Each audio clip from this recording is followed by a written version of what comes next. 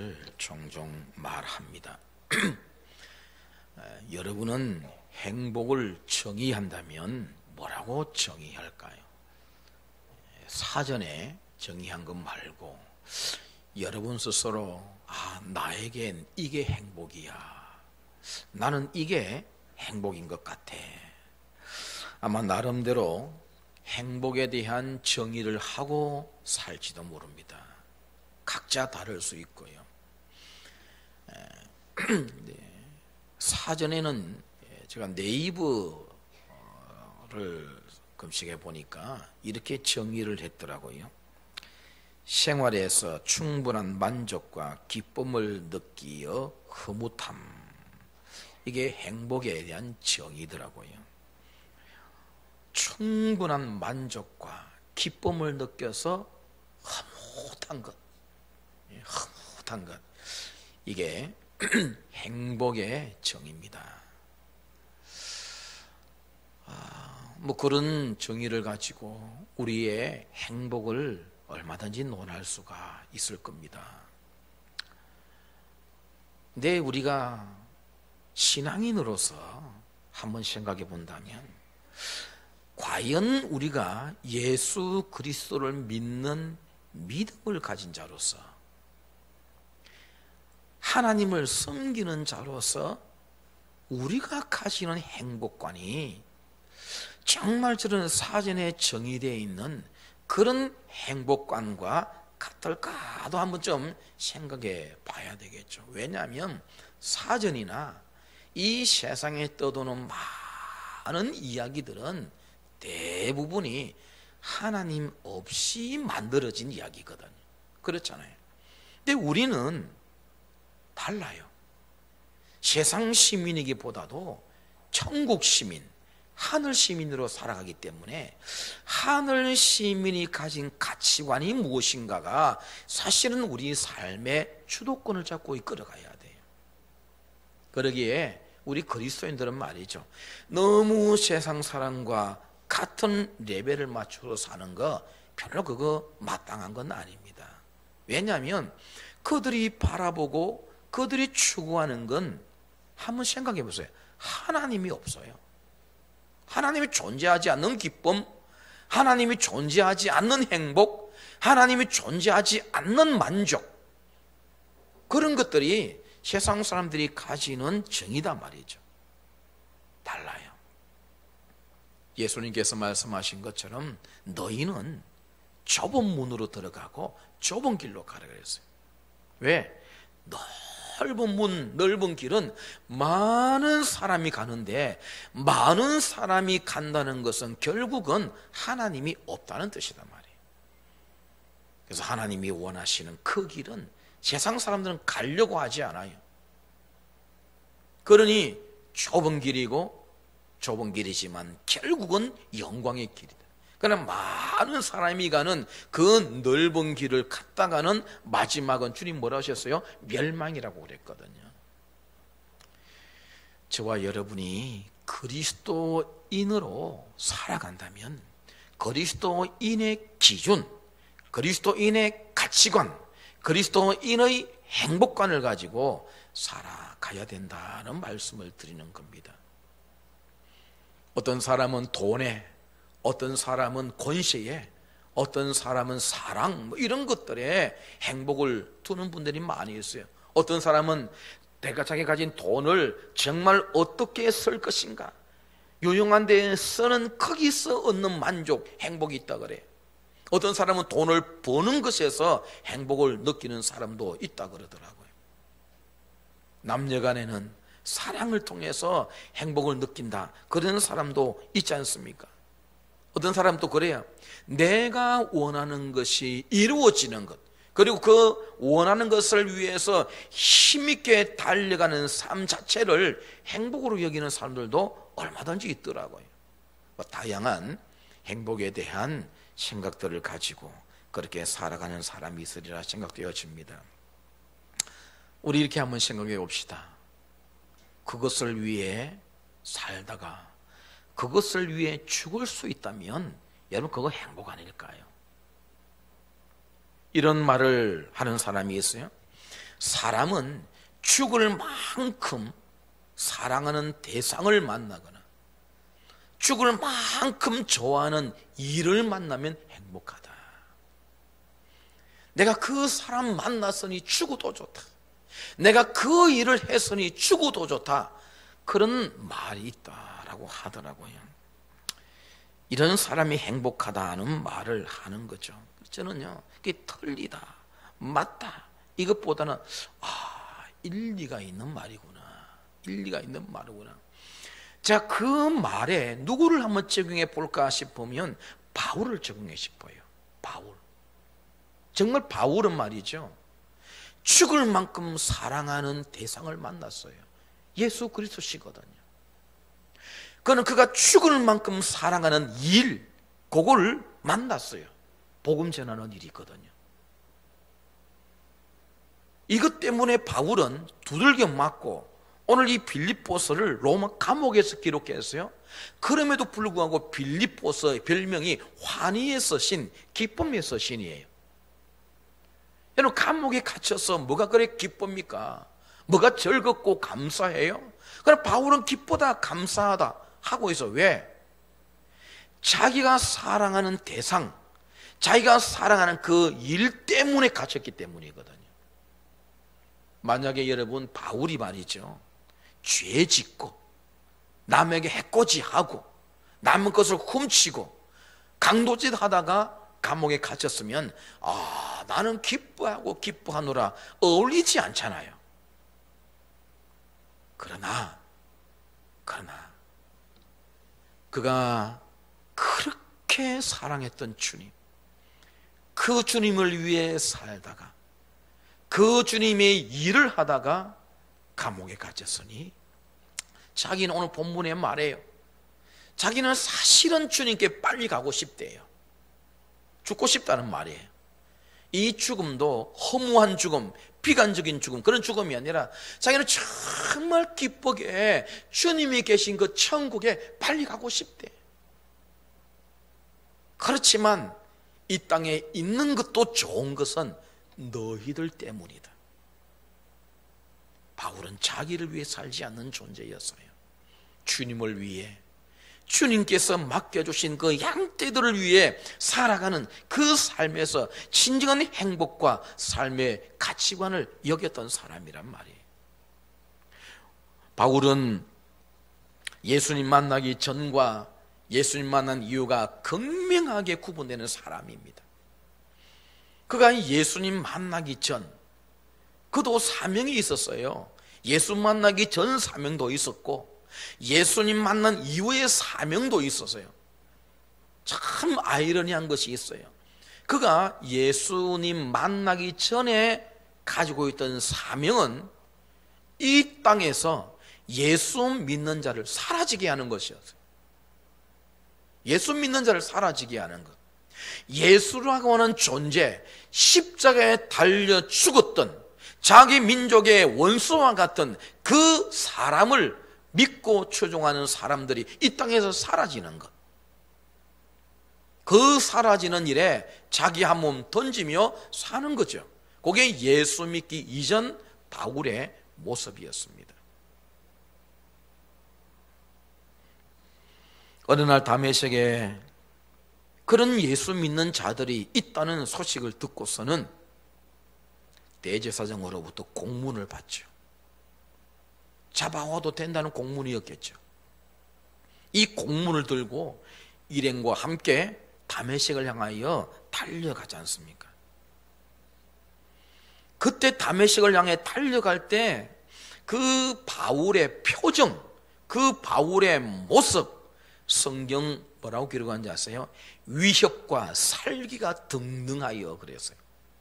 이게 바울의 모습이었어요. 물론 지금 바울하지만 예수님 만난 이후에 사울이었습니다. 위협과 살기가 등등. 우리가 흔히 이런 말 하잖아요. 내 손에 잡히기만 해봐 죽을 줄 알아. 막 이런 마음 가지고 지금 다메섹을 향해서 달려가고 있는 중입니다. 왜? 자기 사명이니까. 이 새끼들, 우리 미안합니다. 보면 이 새끼들 붙잡히기만 해봐 내가 다 잡아올 거야. 감옥에 다 가두고 죽는데 내가 찬성 이럴 거야. 아마 이게 바울의 마음이었지 않겠습니까? 그런 혈기, 그런 표정, 그런 마음을 가지고 다메섹에 거의 다 와가는데 갑자기 하늘에서 엄청난 빛이 그를 향하여 강렬하게 비쳤습니다. 나중에 사도행전 26장에서 보면 바울이 그렇게 자신의 과거를 간증하는 때가 있어요. 그때 뭐라고 했느냐면 이 빛을 가리켜서 해보다 더 밝은 빛이라고 했어요. 여러분, 우리가 밖에 나가서 대낮에 해를 볼 수 있습니까? 우리 사람 눈은 해를 바로 볼 수 있도록 만들어지지 않았어요. 그걸 오랫동안 눈 뜨고 보였으면요, 우리의 시력의 손상을 입죠. 우리는 자연히 감게 됩니다. 보호하기 위해서. 만약에 누군가 나를 고문한답시고 내 눈을 감지 못하도록 만들고 해를 바라보게 바깥에 있으면 내 눈은 얼마나 실명되고 말 겁니다. 그런데 저 해보다도 더 강렬하고 밝은 빛이 바울에게 임했던 겁니다. 거꾸러지고 말았죠. 그리고 앞도 볼 수 없게 되고 말았습니다. 나중에 바울은 자신이 앞을 볼 수가 없어서 사람들에게 끌려, 이런 표현을 써요. 끌려. 사람들에게 끌려 다메섹으로 갔다고 했어요. 생각해 보세요. 위협과 살기가 등등한 사람이 막 구락구락하면서 다메섹으로 달려갔는데 그 빛을 본 이유는 앞도 보지 못하고 사람에게 질질 끌려서 다메섹으로 들어가게 되어지는 그런 바울이 되어졌더라라고 하는 겁니다. 그래서 바울이 육체에 가시가 있다라고 하는 그 가운데 하나가 이 눈이 안 좋다는. 그래서 로마서 같은 경우도 더디오라고 하는 사람이 대피라고 있잖아요. 로마서를 읽어보면은. 그죠? 바울이 글을 못 씁니까? 글을 모릅니까? 잘 안 보이니까 그러지. 뿐만 아니라 지금 2000년 이 시대는 얼마나 밝습니까? 밤에도 우리가 대낮같이 밝게 일할 수 있지만 바울은요, 밤낮으로 일했다 그랬어요. 밤에도 자기가 시간 틈만 나면은 뭐 했어요? 장막 깁는 일에, 장막 깁고 짜는 거. 무슨 빛이 밤에 있습니까? 그 어두운 불빛 밑에서 이거 하고 있으니 얼마나 시력이 같겠어요? 그런데다가 이 강렬한 빛을 만났으니 바울이 육체의 가시 가운데 어쩌면 시력이었을 수도 있다라고 말하는 사람들이 많아요. 그런 바울이 이 빛 가운데서 누구를 만났단 말입니까? 그 빛 가운데 주님을 만나게 되잖아요. 물론 그는 주님을 보지 못합니다. 그 태양빛보다도 강렬하게 비쳤던 그 빛 속에 음성을 들어요. 음성을. 사울아, 사울아, 네가 어찌하여 나를 박해하느냐? 주여, 네 신이니까. 나는 네가 핍박한, 나는 네가 박해하는 예수라. 여러분, 이 사건이 바울의 인생의 전후를 갈라놓고 맙니다. 아까 말씀드린 아이러니하다는 게죠. 예수님 이때 만나기 전에는 어떻게 하든 지상에 예수 믿는 자가 없어야 돼요. 예수 믿는 자 무조건 잡아서 없애는 것이 그의 사명이었는데 다메섹 도상에서 예수님 만나고는 이상하게 돼버렸어요. 이제는 온 땅에 예수 믿는 자로 가득한 이 일에 자신을 던집니다. 예수님을 통해서 전혀 바뀌어요. 이제 진짜를 만난 거예요. 진짜 사명을 만나고 진짜 만날 분을 만났다라고 하는 것입니다. 사실 한번 생각해 보세요. 가짜인 줄 알았잖아요. 자기가 그동안에 들었던 모든 예수에 대한 이야기, 저들을 추종하는 자들의 이야기 다 가짜인 줄 알았어요. 자기가 박해하고 있던 사람들 입에서 늘 예수 할 때 그것만큼 듣기 싫은 소리가 없었고 저들이 하는 소리는 전부 헛소리고 저들은 다 사이비 쫓아다니는 사람인 것으로 여겼어요. 이미 예수는 십자가에 달려 죽었고 무덤에 묻혔어요. 간간히 들려오는 소식이 있습니다. 그 예수가 부활했다느니 이런 소식이 여기저기에서 조금씩 들려오지만 다 만들어낸 허소문인 줄 알았단 말이에요. 그런데 이 다메섹에서 그분을 만난 거예요. 그동안 자기가 생각했다고 가짜라고 생각했던 모든 것이 참이었고 자기가 진짜라고 여겼던 모든 것이 거짓이었던 거예요. 만약에 여러분이 그런 경험하면 여러분 도대체 어떻게 되겠습니까? 내가 이때껏 몇십 년 동안 믿었던 것이 모두 가짜라고 한다면 여러분 어떻게 될까요? 얼마나 우리가 허무하겠습니까? 그런데 그것이 전부 가짜라고 할지라도 그 다음에 만난 것이 참이 없다고 한다면 나는 절망에 죽을지도 몰라요. 그러나 만났어요. 그걸 가짜로 다 판명이 났었어도 내가 절망하고 좌절하고 살아갈 의욕을 잃을지 모르지만 진짜를 만났기 때문에 이겨나가는 거예요. 그래서 바울은 진짜를 만났잖아요. 사랑하는 성도 여러분, 우리가 진짜를 만난 줄 믿습니다. 우리가 세상에서 다 속고 살아도 어떻게 살아도 관계없어요. 왜? 우리는 참을 알고 있고 진짜를 향하여서 달려가고 있으니 지나간 세월 세상이 우리를 속였고 우리에게 어떤 고난과 시련을 주었다 할지라도 다 이겨낼 수 있는 거예요. 왜? 우리는 참 끝을 가지고 있거든요. 이게 없다고 한다면 절망이고 정말 우리는 좌절할 겁니다만은 여러분 걱정하지 마세요. 우리가 지금 복음이 진짜고 우리가 소유한 저 천국이 진짜 나라입니다. 우리가 그것을 소유하고 있으니 때로는 세상에서 힘들게 하고 사람들이 세상 것으로 속인다 할지라도 능히 이겨나갈 수 있다라고 하는 겁니다.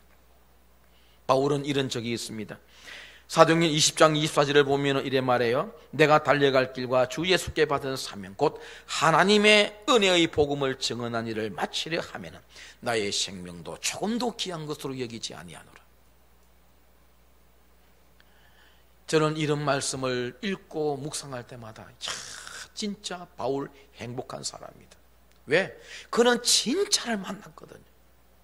자기가 무엇을 위해 살아가야 될지 진짜로 찾았기 때문에 바울은 너무너무 행복한 사람이다. 그래서 감옥에서도 기뻐할 수 있는 거예요. 오늘 우리가 12절부터 읽었는데 지금 바울이 감옥에 갇혀있는 이걸 두고 말이죠, 시기하고 질투하고 미워하는 사람들이 있었어요. 그래서 바울이 어떻게든 감옥에서 나오지 않고 감옥에서 죽기를 원하는 사람들이 있었어요. 그런데 그들이 누구였어요? 예수 믿는 사람들이었어요. 참 이상하지 않습니까? 오히려 이런 대사도가 갇혔으면은 영체 기도해주고 힘냈어요, 용기 냈어요, 면회도 자주 가주고 뭐 이렇게 하면 얼마나 좋습니까? 그런데 그렇지 않았어요. 그러면서 이들이 뭘 했어요? 예수 그리스도를 전하는 거예요. 여기 오늘 바울이 그렇게 말합니다. 17절에 보면은 그들은 바울을 미워하는 그리스도인들입니다. 나의 매임에 괴로움을 더하게 할 줄을 생각하여 순수하지 못하게 다툼으로 그리스도를 전파하는, 순수하지 못해요. 동기가 뭐예요? 우리가 복음 전하면 이 복음을 위해서 달려왔던 저 바울이 얼마나 괴로워하겠노. 지금 그 말 아닙니까? 17절에 나의 매임의 괴로움을 더하게 할 줄로. 안 그래도 갇힌 것이 괴로운데 내가 해야 될 일을 저 사람들이 해, 아이고 괴로워. 더 괴로움이 올 줄 아는 이 일을 가지고 복음을 전했다는 거예요. 여러분 참 같은 예수 믿는 사람도 참 이런 사람들이 있는 걸 보면은 여러분 너무 그렇게 상처받고 너무 그렇게 낙심하지 마세요. 다 이래요. 그죠? 예수 믿는다고 다 성인군자 아니더라고요. 그런데 바울을 보세요. 그런 사람을 알고 그런 말을 듣는 내가 어떻게 처신하느냐가 진짜 중요해요. 그게 진짜 믿는 자의 모습이에요. 바울은 뭐라 그래요? 괜찮다는 겁니다. 괜찮다. 저들이 내게 괴로움을 주기 위해서 복음을 전하든 어떤 모양으로 복음을 전하든 그들의 입에서 예수 그리스도가 전파된다면 나는 그것으로 기뻐하겠다는 겁니다. 여러분 얼마나 행복한 사람이에요. 오늘 우리가 이런 행복을 가졌으면 좋겠습니다. 그렇잖아요. 그 바울이 로마 옥중에서 이런 말을 합니다. 오늘 본문 20절 한번 같이 읽어볼게요. 20절입니다. 다 같이 시작. 나의 간절한 기대와 소망을 따라 아무 일에든지 부끄러워하지 아니하고 지금도 전과 같이 온전히 담대하여 살든지 죽든지 내 몸에서 그리스도가 존귀하게 되게 하려 하나니. 한번 같이 해봐요. 살든지 죽든지. 참 살든지 죽든지. 사람들은요 이런 말 참 좀처럼 잘 못합니다. 할 때 있긴 있어요. 언제나 하면요 좀 홧김에 그런 말 할 때가 있습니다. 때로는 사랑에 빠지거나 해서 정신이 좀 몽롱한 상태에서 할 때도 있어요. 그러나 정말 진지하게 진심을 담아서 간절한 마음을 담아서 나는 살아도 괜찮고 죽어도 괜찮고 오직 나를 통해서 예수 그리스도만 존귀하게 하게 된다. 살든지 죽든지 그건 아무런 상관없어.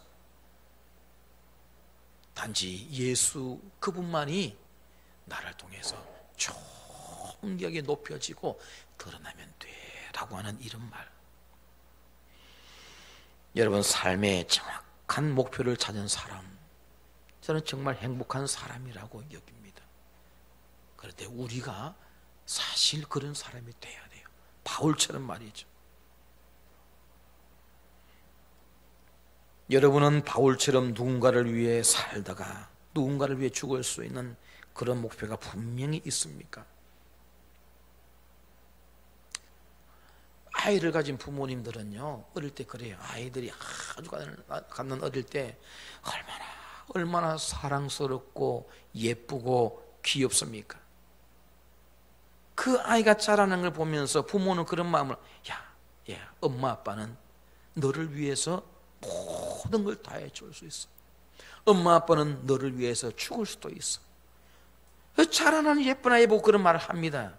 그런데 그놈이 말이죠 나이가 들고 자라다 보면은요 속을 썩이고 엄마 아빠의 마음을 아프게 하는 이런 일들이 있습니다. 그러면요 그 말이 어떻게 정말 저거 어디서 나왔노 저거 누구 닮았어 저러나 저거. 여러분 우리가 어릴 때 귀여울 때는 엄마 아빠는 너를 위해 죽어줄 수도 있으라고 하지만 그게 정말 끝까지 지속될까요? 우리가 지긋한 나이를 들다 보면 말이죠 우리의 몸 챙기기도 힘들 때가 있습니다. 그때 무슨 자녀를 위해서 우리가 다 죽어줄 수 있어요? 오히려 자녀들이 도와주기를 원하는 방향으로 바뀌어가잖아요. 정말 우리가 살든지 죽든지라고 말할 수 있는 대상이 누가 있겠느냐라고 따져보면 별로 없는 것 같아요. 그러나 이 바울을 우리가 한번 살펴보고 정말 그의 신앙을 우리가 본받기를 원한다고 한다면 저와 여러분도 살든지 죽든지 예수 그리스도여야 된다 그 말입니다. 그분이 나를 위해서 존귀하게 드러나고 그분의 이름이 나의 삶을 통해서 많은 사람에게 증거되어지는 것, 여기서 우리는 진정한 삶의 기쁨과 행복을 느낄 수 있어야 진짜 그리스도인이다 라는 말씀을 드리고 싶은 겁니다. 바울은 단 한 번도 자신의 삶의 목표가 되었던 예수 그리스도에 대해서 불평과 원망한 적 없어요. 이런 보았습니까? 바울이 예수님에 대해서 불평하거나 원망한 적 봤어요? 한 번도 안 했어요. 왠지 아십니까? 그분은 실수하지 않으시거든요. 바울이 온전히 쫓아가는 그 예수 그리스도는 단 한 번도 실수한 적이 없어요. 단 한 번도 바울에게 실망을 안겨주신 적이 없어요.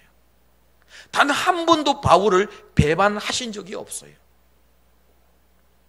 그러니 바울은 그 주님을 위해서 한 번도 원망, 불평하지 아니하고 무슨 말씀 하시든지 어떤 명령을 주시든지 그대로 가는 거예요. 그대로 가는 거예요. 바울이 예루살렘 올라갈 때 여기저기서 사람들이 말렸습니다.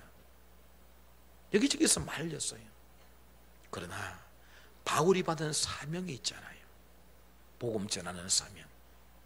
그래서 제가 조금 전에 읽어드렸던 그 복음을 위해서, 예수 그리스도 증언하는 이 일을 위해서는 내 생명 조금도 귀한 것으로 여기지 않겠다 하고 그냥 예루살렘으로 올라갔다가 결박당하지 않습니까? 이런 바울의 모습을 보면서 진정한 행복, 진정한 삶의 가치관이 무엇인가를 배울 수가 있겠다라고 하는 겁니다.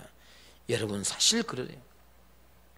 우리가 예수님의 말씀을 순종하지 못할 뿐이지 예수님에게 실수가 있고 그분에게 틀림이 있습니까? 없어요. 그분은 언제나 정확해요. 그렇기 때문에 순종하지 못하는 우리 자신들을 탓해야지 실수 없는 그분을 원망해서는 안 된다라고 하는 겁니다. 이제 21절에서 바울은 이런 말도 합니다. 21절 같이 한번 읽어봅니다. 시작. 이는 내게 사는 것이 그리스도니 죽는 것도 유익함이라. 그분을 위해서라면 죽음조차도 유익하게 여기겠다는 겁니다. 유익하게.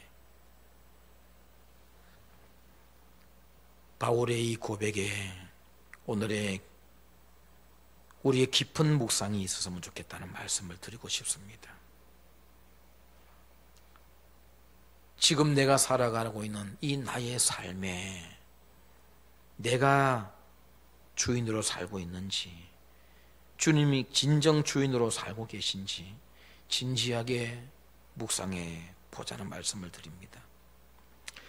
내 욕심 채우기 위해서 살고 있는지, 주님 영광이 위해서 살아가고 있는지 정말 우리 묵상해 보십시다. 내가 내뱉고 있는 모든 말 속에 정말 주님이 살아계셔서 하시는 어느 그런 말들이 나오는지, 내 육신의 소욕이 가득 담긴 말들이 나오는지 한번 진지하게 살펴보자라고 하는 것입니다. 적어도 주님이 내 속에서 진정 주인으로 타고 계시고 그 주님의 의지 따라 내가 살아간다고 한다면 내 언어와 행실은 분명히 달라질 것입니다. 아직 이것, 즉 예수 그리스도께서 내 안에 살아계시고 주인이라고 하는 이 사실조차 정립이 안 돼 있다고 한다면 여러분, 이것부터 정립합시다. 우리 삶은 그 다음이에요.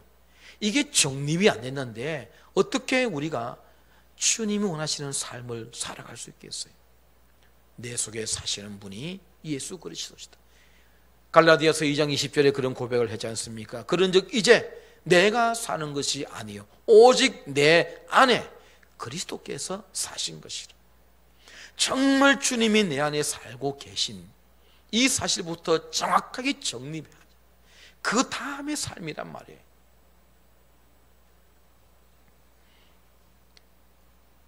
우리 모두 어려운 시절 지나가고 있다는 말씀을 늘 드립니다. 물론 우리가 과거를 생각해 봐도 말이죠. 우리에게 어렵지 않은 시절이 어디 있었겠어요? 조금 낮고 조금 강도가 짙고 그런 차이지 언제나 어려워요, 여러분. 언제나 어려워요. 아마 넉넉히 살아갑니까? 제가 그렇게 여러분에게 인사를 드린다면은 예, 넉넉하게 살아갑니다라고 대답하실 분이 몇 분이나 계실까요? 우리 다 힘겹게 살아가요. 다 힘겹게 살아갑니다. 이럴 때 우리는 믿음으로 세상을 승리해 갔던 믿음의 선진들을 눈여겨보는 것도 좋은 일이라고 생각합니다. 특별히 바울을 한번 이런 깊이 묵상해 보십시오. 이런 믿음의 선진을 살펴보고 우리 삶에 적용해 본다고 한다면 우리 삶이 훨씬 더 낫지 않을까라고 하는 생각입니다. 어려운 시절을 어떻게 살아갔을까? 어떤 마음을 가지고 견뎠을까? 주님은 그에게 어느 만큼 비중을 차지하고 있었을까라고 하는 부분들. 지금 우리가 사는 것이 고난의 삶이라 할지라도 우리의 신앙을 무너지게 할 만큼의 고난은 아니라고 봅니다. 앞으로 훨씬 더 어려운 고난 얼마든지 우리에게 찾아올 수 있습니다. 그럴 때도 이겨내야 되잖아요. 우리는 능히 그럴 수 있는 사람인 줄 믿습니다. 왜냐하면 우리에겐 주님이 함께 하시기 때문입니다. 임마누엘의 축복이 얼마나 대단한 축복입니까? 내가 어디 가든 주님이 함께 하신대요. 내가 가장 사랑하는 사람도 나와 함께 하지 못하는 경우가 얼마나 많습니까? 그러나 주님은 언제나 함께 하세요. 운전하고 갈 때도, 지하철 타고 갈 때도, 길을 걸어갈 때도, 심지어 화장실에 계실 때도 주님은 함께 하십니다. 이 임마누엘의 축복이 얼마나 대단한 축복입니까? 어린 아이들에겐요, 부모가 최고예요. 앞에 거대한 탱크가 나타나 있다 할지라도 엄마 아빠 품만큼 탱크가 안전하다 생각지 않아요. 어린아이들은 엄마 아빠 품만큼 안전하고 거대한 피난처가 없어요. 우리에게 주님이 그 역할을 하십니다. 주님이 그 역할을 하십니다. 하나님에 대한 세 가지 표현이 성경에 나옵니다. 에베네셀, 지금까지 도우셨습니다. 임마누엘, 지금도 우리와 함께 하십니다. 여호와 이레, 우리의 미래를 준비해 주십니다. 과거, 현재, 미래 다 주님이 우리와 함께 하시고 도우시고 인도하시고 지켜 가실 것입니다. 여러분 너무 걱정에 깊이 빠지지 마시고 이 만물을 말씀으로 만드신 그분이 나의 아버지시고 내 속에 들어와 계시고 어디든 나와 함께 동행하시고 또 내 미래까지 준비해 주시는 여호와 이레 되시는 하나님이시니 그 하나님을 굳게 믿으시고 하루를 살고 일주일을 살고 또 1년을 살고 남은 평생을 살아갈 수 있는 저와 여러분 다 되기를 주님의 이름으로 축복합니다. 하나님 아버지, 바울의 고백처럼 살든지 죽든지 우리 몸에서 그리스도가 존귀히 되기를 소망합니다. 무엇을 하든지 주님을 위해서 할 수 있는 마음들을 우리에게 더하여 주옵소서. 세상은 자꾸 우리에게 세상을 위해 살라고 세상에 여러 가지 많은 일들을 안겨다 주면서 이것 가지고 너의 행복을 찾으라고 그렇게 우리에게 말들을 하지만 우리는 주님에게서 또한 주님이 맡기신 일에서 진정한 행복과 인생관을 찾고 가치를 찾아 나가야 될 줄 믿습니다. 흔들림 없이 나아가도록 도우시고 앞으로의 남은 모든 전생에 이제껏 함께 하신 하나님, 지금도 함께 하신 하나님께서 도우실 것을 기대하며 언제나 믿음 잃지 않고 당당하게 살아가는 우리 모든 성도들 되게 하여 주시옵소서. 예수님의 이름으로 기도드리옵나이다. 아멘.